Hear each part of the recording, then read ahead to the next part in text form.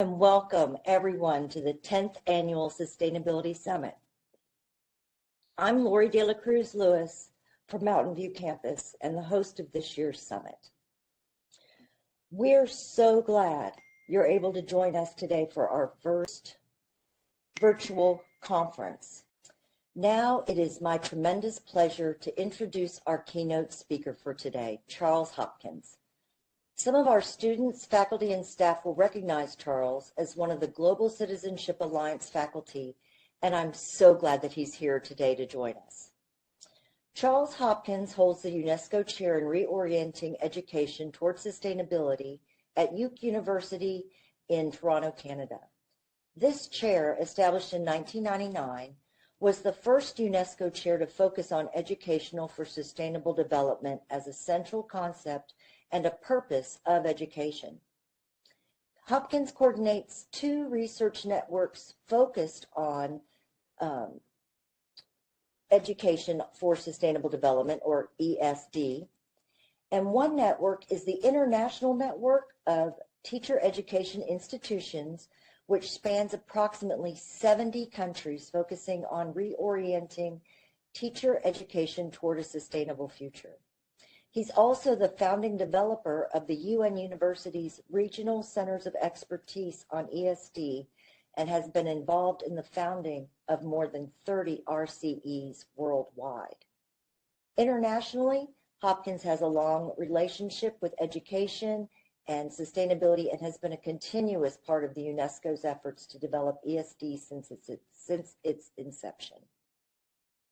As an awarded leader in the field of education with more than 7 honorary doctorates and professorships, Charles has lectured and presented papers in more than 90 countries around the world.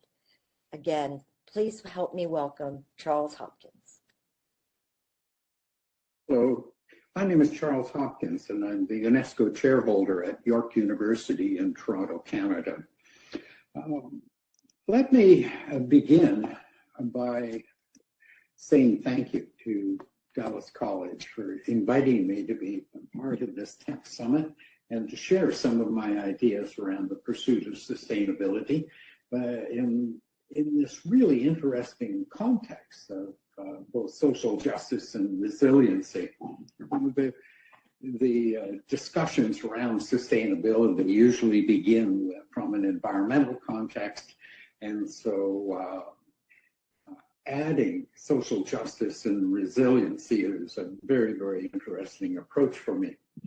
I love discussing this in a higher education setting because he can bring forward perspectives, thoughts, ideas, and so on that hopefully will stimulate some reflection and some, maybe even some intrigue. I appreciate Dallas students, and I've met some of your staff and students in working with you in Salzburg and so on in Austria. Let me begin by this concept of building a greener future for the world and all that live upon it, including both humans and well, all life forms. And especially if we think of it in the way of resiliency. I think of 3 different aspects of resiliency. You can see, first of all, there's the planetary or ecological resiliency. That's sort of the normal one, but adding to it the context of societal resiliency. And of course, from the university perspective, how do we build in personal resiliency for our students? Now, if we're thinking beyond resiliency and also thinking of it from a social justice point of view with ethics and values and so on, I find this quote from Gus Speth, an American, who rose to be the head of the United Nations Development Program. And after his work, he shared this thought. I used to think the top sustainability problems were biodiversity loss, ecosystem collapse, and climate change, and that with good research and science, we could correct that. The real problems are selfishness, greed, and apathy, and to deal with that, we need a spiritual and cultural transformation. Now, he's not alone in saying that, but how do you bring about that kind of spiritual and cultural transformation, especially in a higher education setting? So, kids, I would say many people are saying, look, the role of higher education and colleges, universities, and so on, yeah, part of it is to prepare people for the world of work and sort of contributing to national gross domestic product and so on, but also a much broader need for higher education, an outcome or goal of that. And in particular, as the world seems to shrink and become more intertwined and so on, there are the aspects of global citizenship, awareness of those issues that almost implode or become part of our life. We do reach out. Everything that we do, is engaged almost internationally as well. And so what are the implications then for our education systems?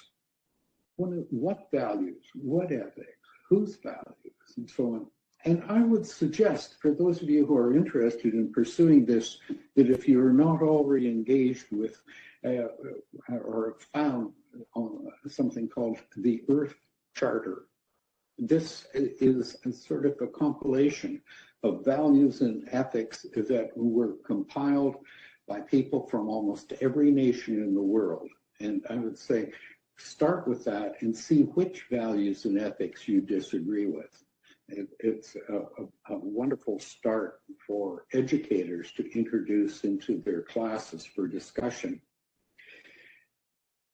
I'd like to make the point that we're almost, as I say, almost all global citizens. These are photographs of a refugee camp that were just brought back and shared with me by a colleague who was in this refugee camp in Jordan. And he was saying he was so disappointed that although there, what can the world do to relieve the plight of refugees all around the world? Just the perception of how we share this planet and the feeling that, well, they're over there, we're here, it's not really my problem, and so on. Although in this case with Syrian refugees, to think of the countries that have caused them to become refugees.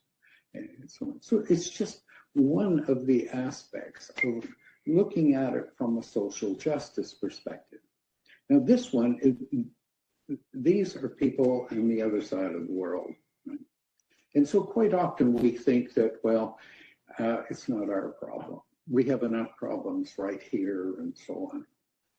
And I want to point out that often social injustice and that these result in attacks on our resiliency. There are issues that are there, and that they actually do become manifest and affect everyone. So let me explain the next couple of charts.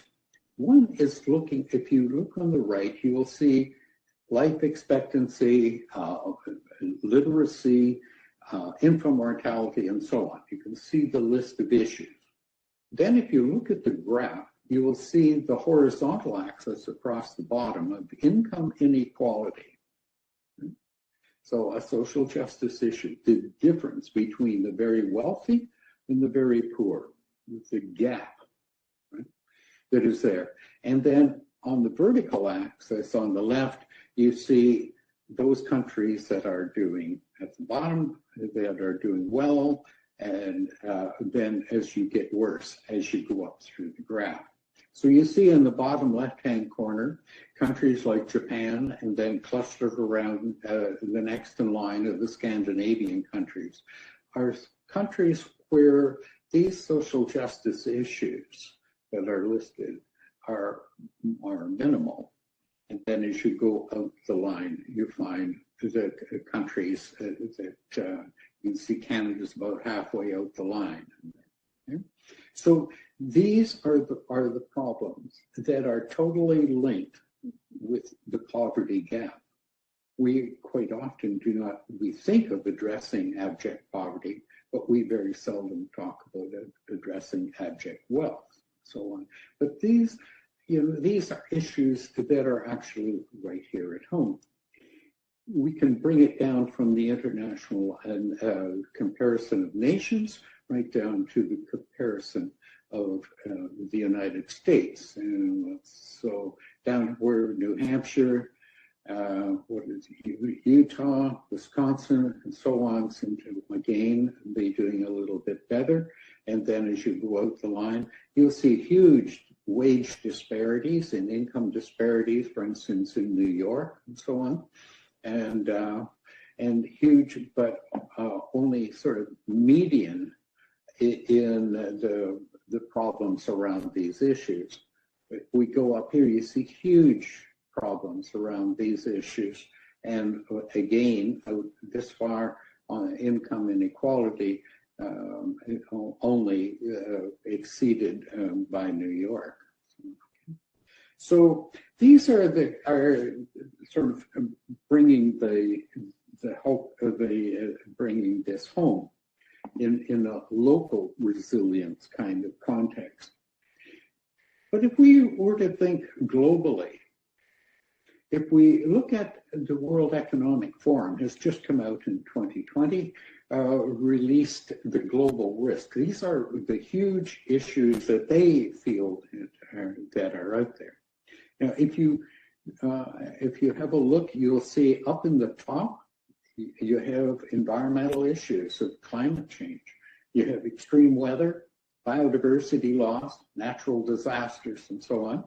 Now, this was completed just before COVID came onto the scene. And so, but if you look, you will see infectious diseases as was there, both in the severity. Of course, across the bottom is likelihood of it happening, and going up on the vertical would be the severity or the impact that would be there. So the whole idea of resilience and so on, first of all, the individual sort of issues, but what we also need to be concerned about is the implications. Right? So you would take, if we take climate change, which the world feels is the greatest long-term huge issue facing us right at the moment, right? Then you will see that it is totally woven into many, many other issues, which comes up with the complexity and so very, very difficult for people to truly understand.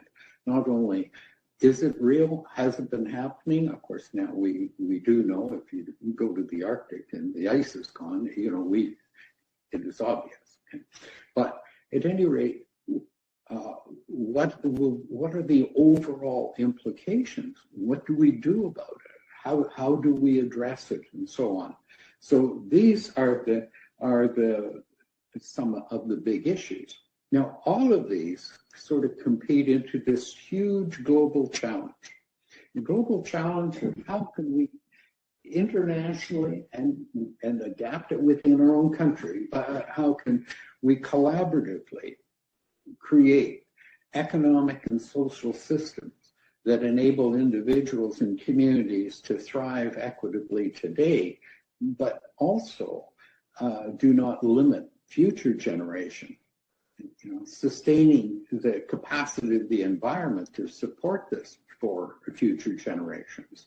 It is a huge issue, and as Ban Ki-moon, the ex-Secretary General of the United Nations, when they said, well, if we can't do this, what's the backup plan? And he said, there is no plan B, and there is no planet B for it.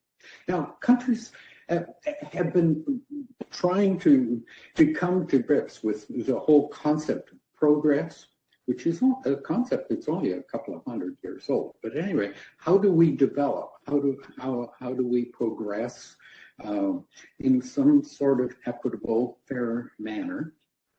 And they've been working on this since the end of the Second World War. That's why they created the United Nations as a place to go and talk about these great international issues. That's all really the United Nations is a place to gather and talk.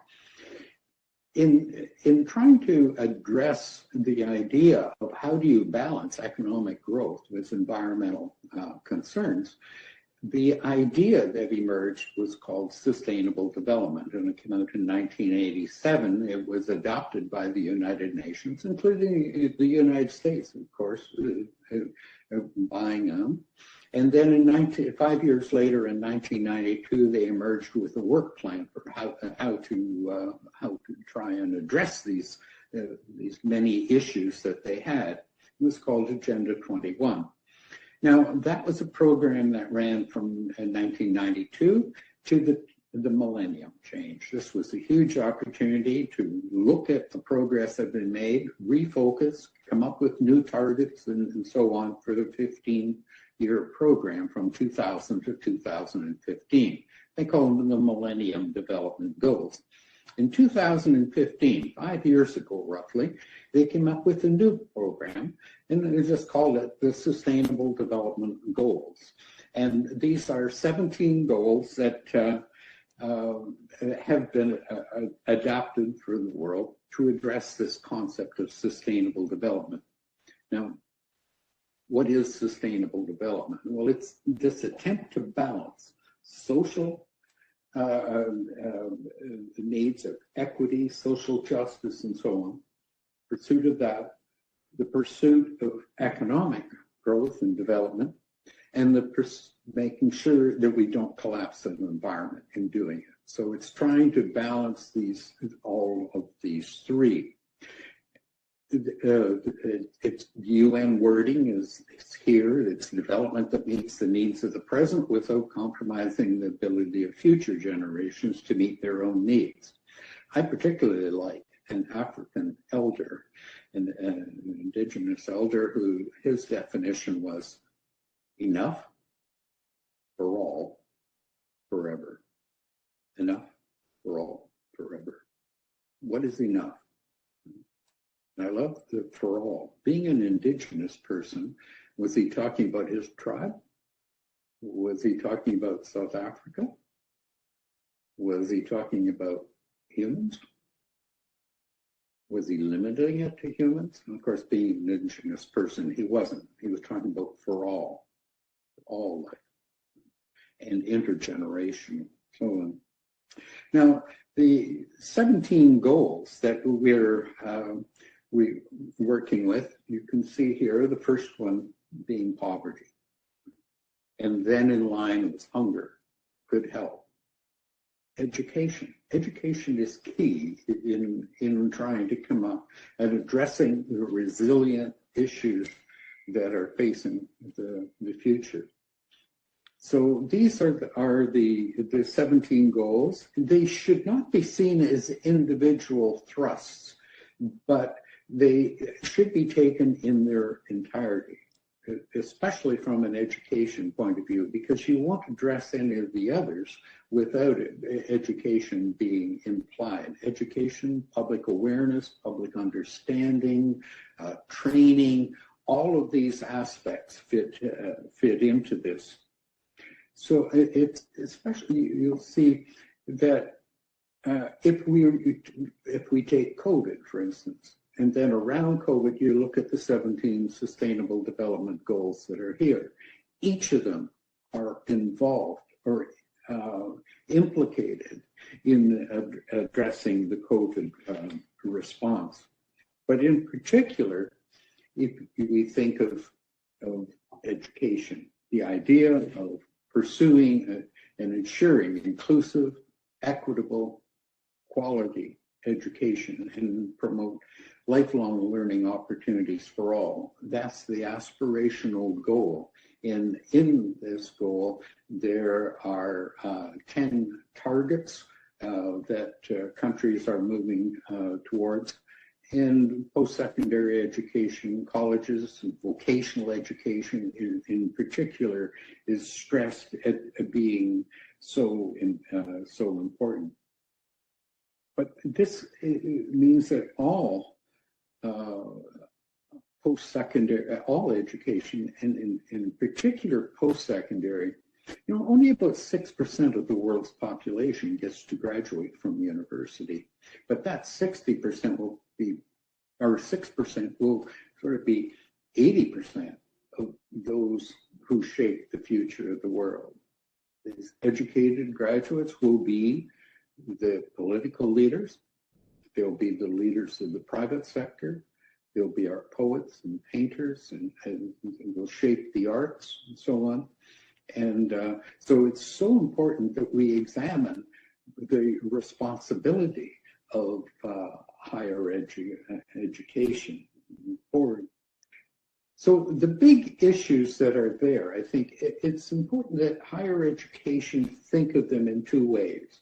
If we look at the issues that are there, we realize that they are not going to go away. We have to look not only as these being societal challenges, but these will shape the economy of the future.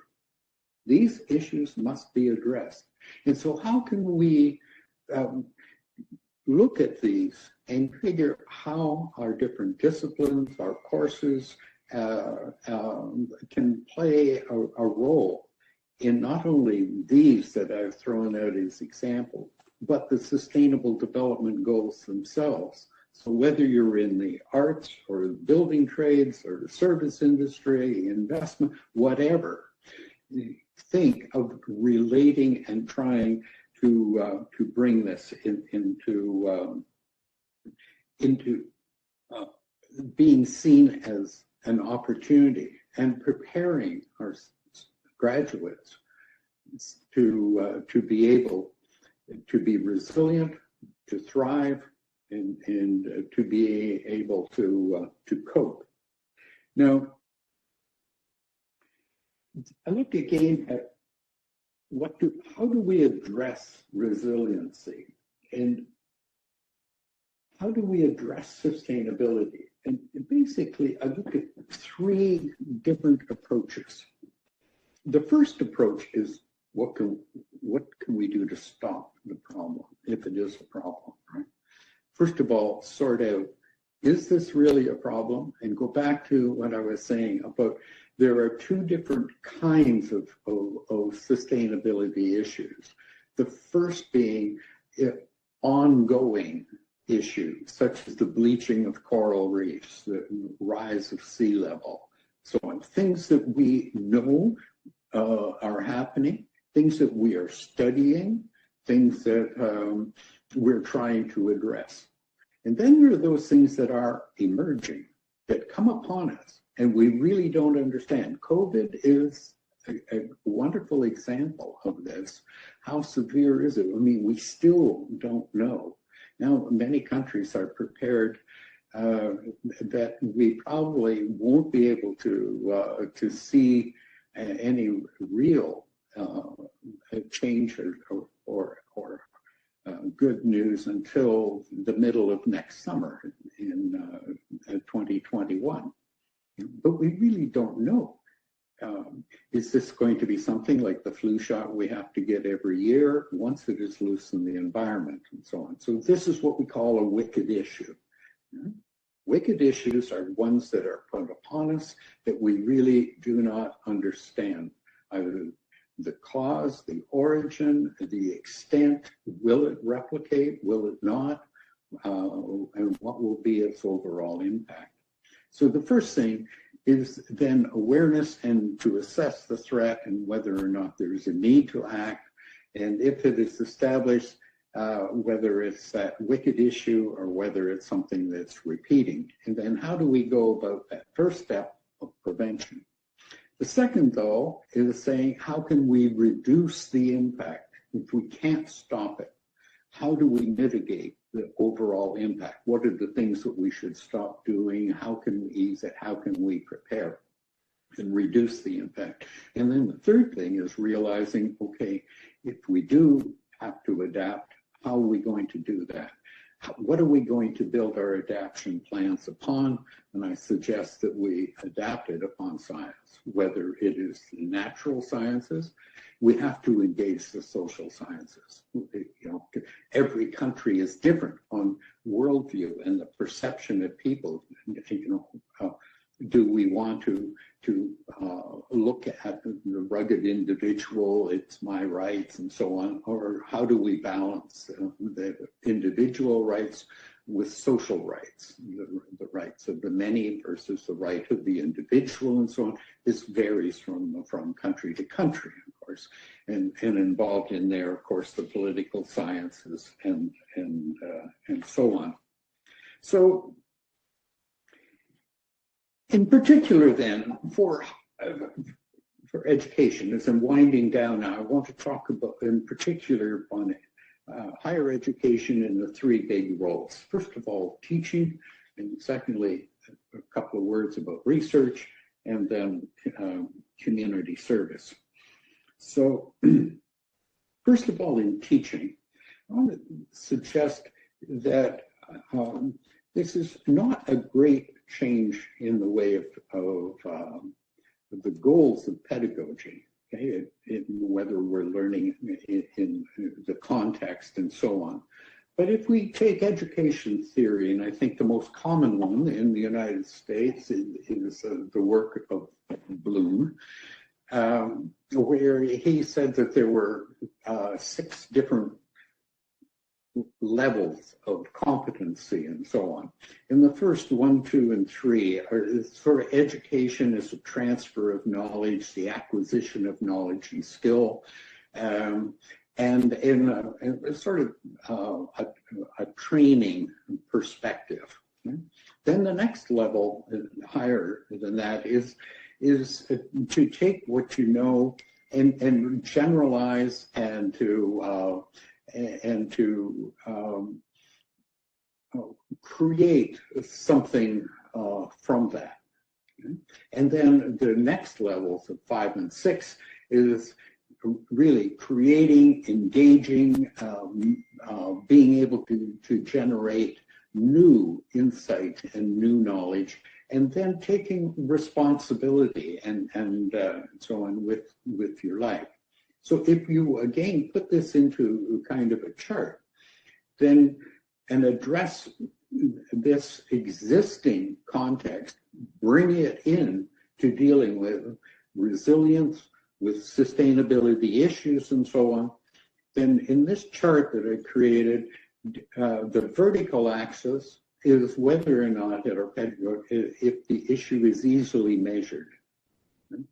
And then across the bottom is this likelihood or really the certainty of what we're teaching and what we're dealing with. 2 + 2 = 4 usually, right? So certainty. Most education happens down that bottom left-hand corner, which is the equivalent of Bloom's 1, 2, and 3. Analyzing, number 4, and then the synthesizing, the creating new knowledge and so on is as we get out that arrow into that creating, engaging, Bloom's 5 and 6. This is where we need to prepare our students, because this is the world of college, this is the real world, and it is a world of change. It is a world that is being sometimes thrust upon us and so on. And how do we alter our education system? Because we do have this wonderful opportunity with learning online being a part of it, and we have time to rethink the purpose of education and so on there. As well as the theory, there's some, I think each of you as a professor can be thinking about what should a person know in my discipline to be able to thrive and to feel comfortable in this outer ring. So if we look at, for instance, just being able to understand global and large perspectives, extremely large numbers, extremely small numbers, so on. So this one I love. It's from NOAA, and it's the idea. If you were to take all the water, oceans, groundwater, rivers, lakes, water in the atmosphere, and combine it all, you would create a ball of water, a sphere roughly 860 miles wide. Now, Texas is about 800 miles wide.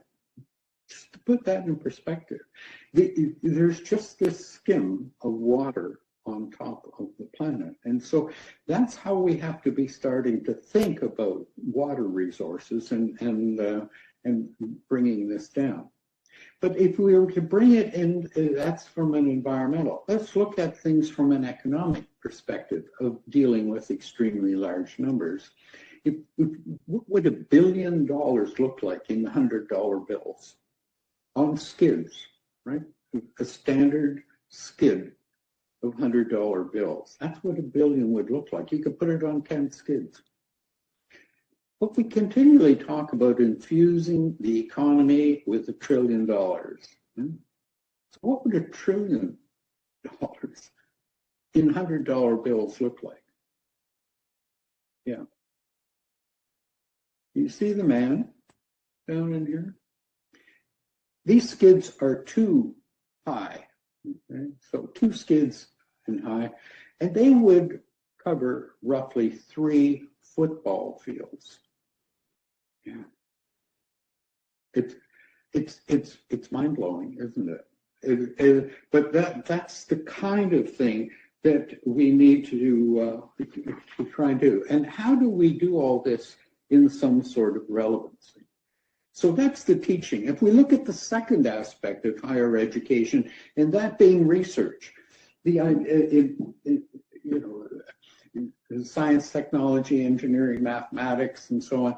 How can we bring purpose into our research that would address the Sustainable Development Goals or the local adaptation of local Sustainable Development Goals for Texas or for Dallas, so on.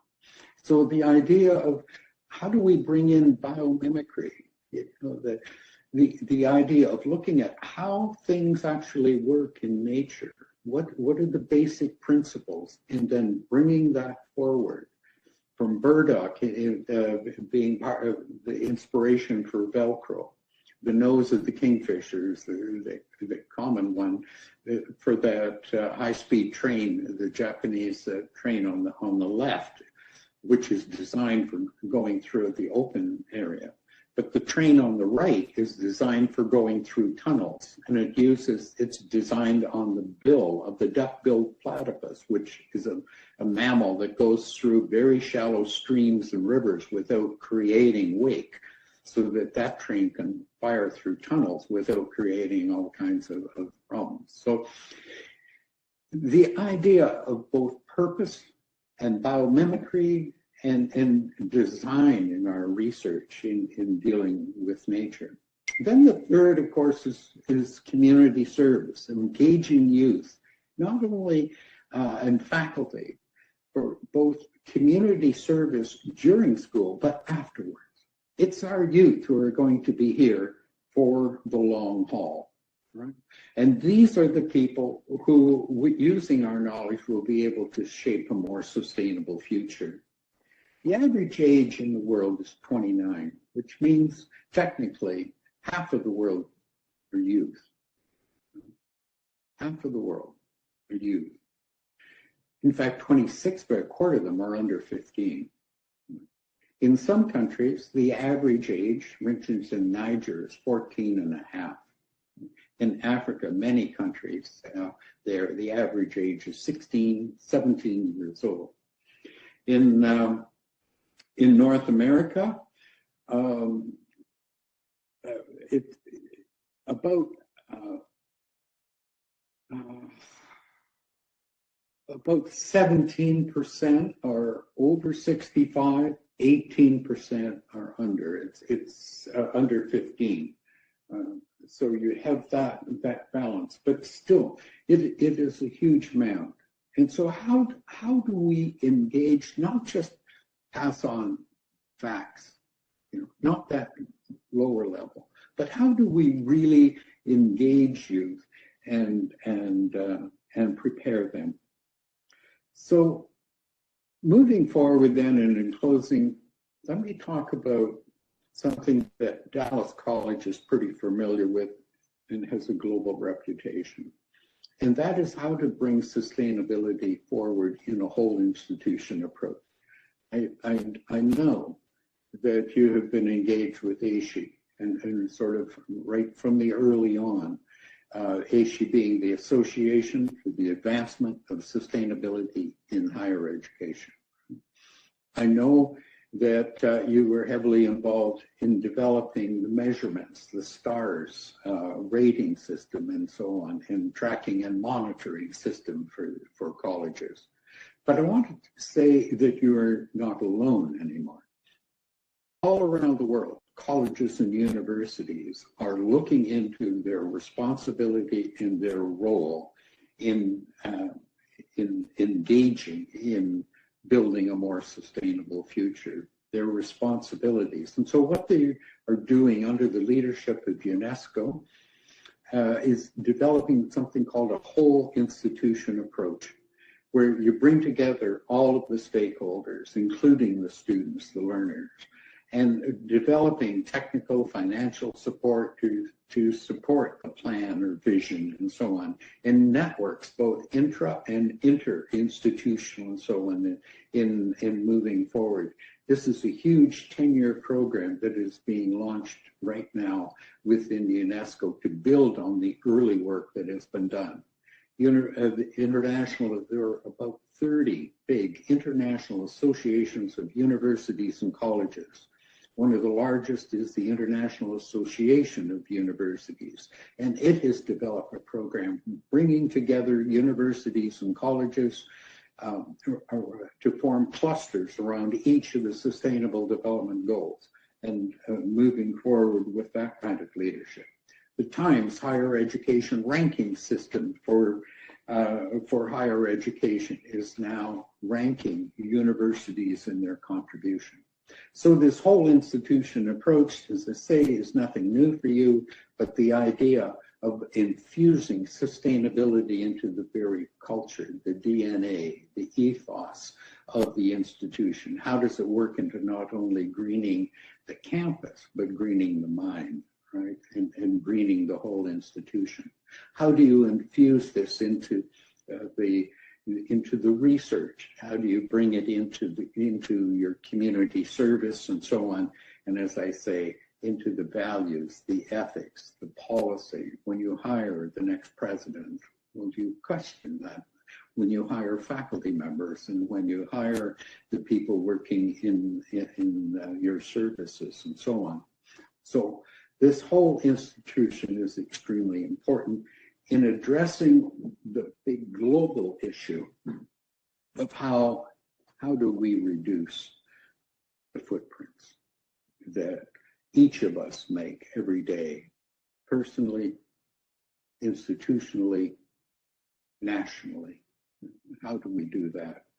And how can we move from sort of the negative thing of all of us with our ecological footprint, the accumulation, which in Germany they refer to as our ecological backpack, that which we carry with us through life. And how do we take a more positive approach? And how do we address the idea of the ecological handprint, the things that we can do. And so hope, all of us hope, that as we graduate and go through our life, that our collective handprints will continue to grow and certainly be much larger than our footprints. So thank you very much for this opportunity. I hope that my presentation has been useful, and will continue to stir some thoughts as time goes on. Thanks again. Okay, so thank you so much for that wonderfully inspirational message, Charles. That was, I have a couple of questions, and I hope that we have some people who have questions also, but that was terrific. And thank you for joining us live for the Q&A. Right. Well, it's a pleasure to be here. Thank you. Looking back at it, I see the need in our colleges, in the media section, for the teaching of editing of videos. When one goes through a straight 45 minute goal. But anyway, I thank the people who have been watching to hold in through the whole thing. At any rate, the intent was there. Do we have any questions that have come in for Professor Hopkins? No, but we had a very nice comment that Valerie Shoup has examined the various green rating systems. What all the systems are missing is the individual spiritual development, the knowing, the soul of the students. Until we feed the soul, none of the programs will be whole. And now we do have a question. What are your thoughts on the need to fulfill the spiritual needs of our students? Yeah, that's, I think the point that I made of looking at the Earth Charter would be a good place to start. And to look at, because this is sort of global aspects of what are the values and ethics, the respects and so on. That's one area to be able to at least get the thinking going. Another would be looking at the take of various religions, from a religious survey kind of course. That would be another aspect. But the idea, I think, the mindset to begin with is to actually go into it with an open mind and try to piece together what actually works for you. How do you build that into your own worldview? Humanity has been trying to deal with this for a very, very long time. So we have different indigenous perspectives to look at it. The role of humans. Who are we? What is humanity in comparison to all the other things? So it's important that you form your own opinions. You are. Well, I think what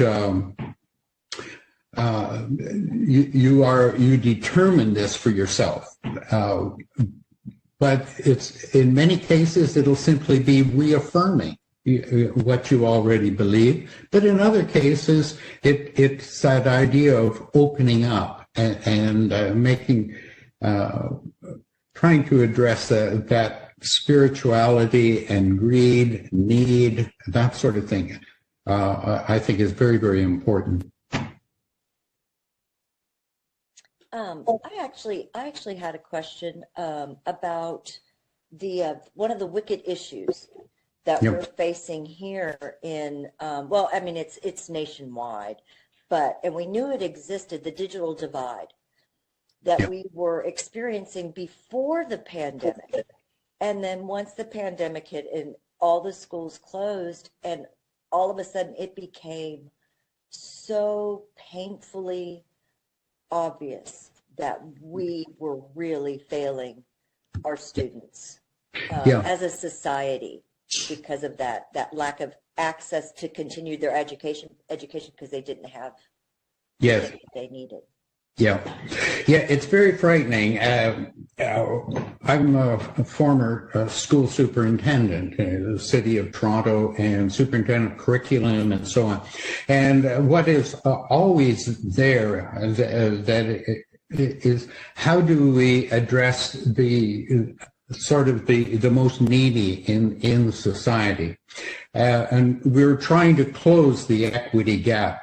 Now, this whole idea of moving online really blows it apart again, especially in K through 12, where some students will have their parents almost doing the work for them and right there and coaching.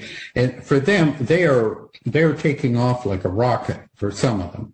But others who have no coaching, no help, they're falling behind. So when we get into the next normal, I don't think there's going to be a whole bunch of normals coming down the pipe. So when we get into the next normal, how do we even put students in classes? Do we stick with all the 7-year-olds go in one and all the 12-year-olds go in another, et cetera? Or do we group by ability? And we know that streaming, it really hurts those who who need help. When you remove the bright and put them into schools or into their own cluster, yes, they will really do well. So that's that whole idea I brought up earlier about the one's worldview and sorting out the rights and responsibility of the individual to themselves, to others, and who is the other.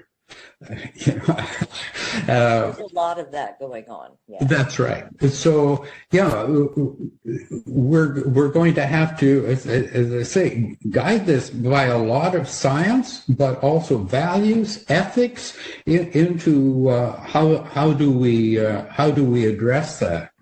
It's going to be very, very difficult. And so for the students who are on and listening now, even thinking of these things, thinking them through and building your own character, these days you will remember for your life, and you will be telling your children and your grandchildren about that, just like the people who went through the Spanish flu for years afterwards talked about what it was like to see the death around you. So that whole thing around the collective, whether it's as simple as wearing the mask, or not, and so on. I know that's pretty controversial, but when you're in college and university, the whole idea is to come to grips in discussions, from a critical discussion point of view, not an ideological one. Education is about education, not indoctrination. It is about exploring big issues that will shape you through your whole life. Well, those are absolutely our goals here in Dallas College and in higher ed in general. But I'm being told that we are out of time and that the other sessions have already started. So thank you so much, Professor Hopkins. It was wonderful to see you again.